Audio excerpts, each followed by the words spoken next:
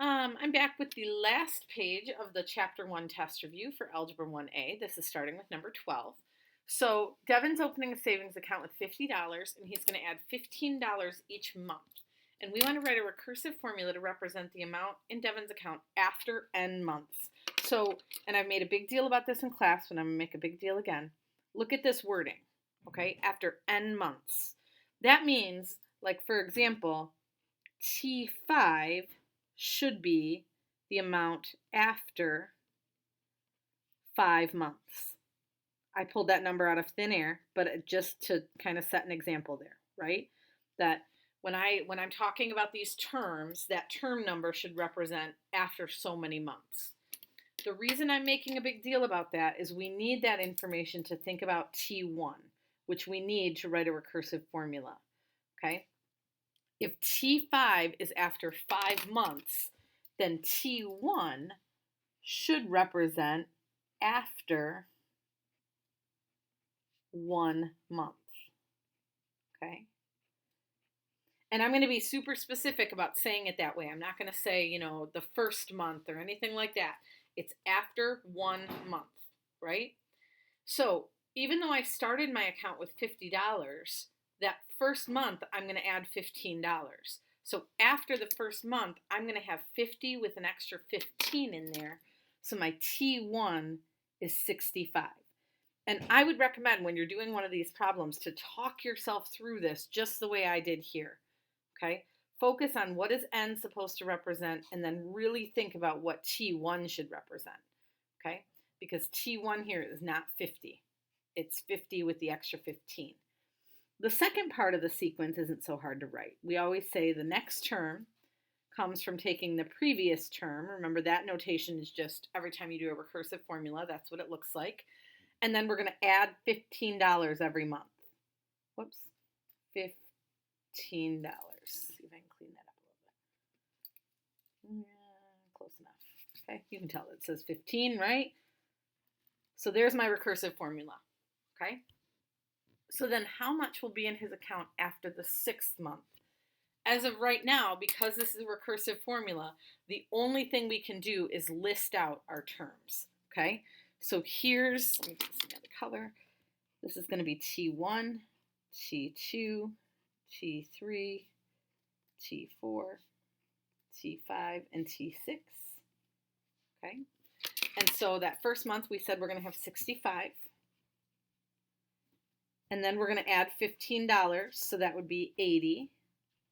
And then we're going to add another 15, so 95. And then 110.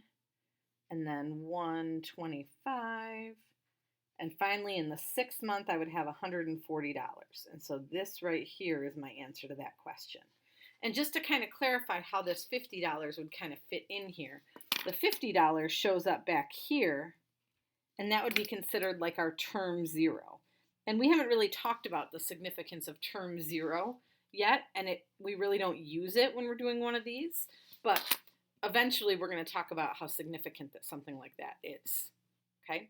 But with a recursive formula, this is your best bet. Just keep adding over and over again. I do want to show you something, and this is a pretty easy one. I mean, I just did this mentally, right? But I want to show you how your calculator can help you with something like this. So we know that our first term is going to be 65, right? So I'm going to just hit 65 and enter. And then I know that I'm going to add 15. So notice I'm just typing plus 15, and my calculator automatically does that ANS thing. What that's referring to is my previous answer. Now, it does that automatically if you're starting with that.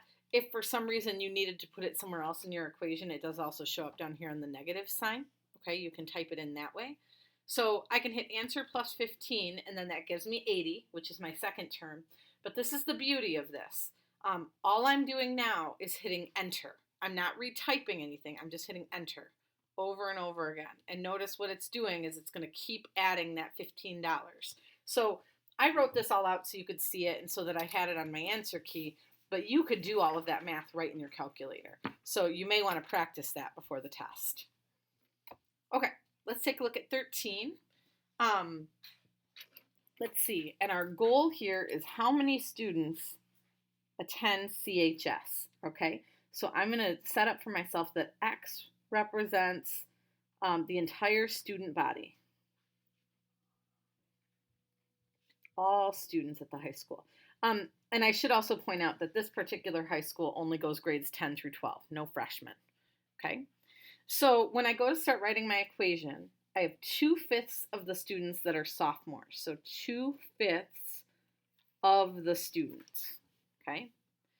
1/3 of the students are juniors. So 1/3 are juniors. And then the senior class is 320 students. Okay? So here's my sophomores, here's my juniors, here's my seniors. Do not skimp on this step. On the quiz where we had a question like this, some of you jumped in and started trying to get to a solution right away without really setting up an equation. Mathematically, an equation is how we represent our thinking.